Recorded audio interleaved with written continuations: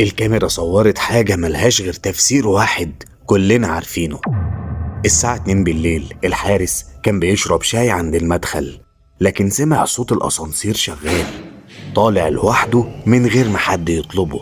وقف قدامه لقاه وصل للدور الأرضي. الباب فتح بس كان فاضي، أو على الأقل هو افتكر إنه فاضي.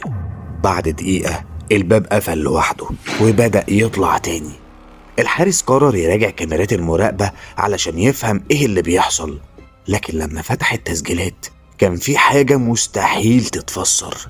الأسانسير كان بيفتح أبوابه في كل دور وكأنه بينزل حد، بس مفيش حد بيظهر في الكاميرا. وآخر مرة وقف عند الدور الخامس، وقبل ما يتحرك الكاميرا سجلت حاجة تخلي الدم يتجمد في عروقك. بصمات أقدام بدأت تظهر على الأرض كأن حد غير مرئي بيتمشى. السؤال، لو الكلام ده فعلا حقيقي يبقى اللي حصل ده تفسيره ايه؟ وما تنسوش العهدة على الراوي.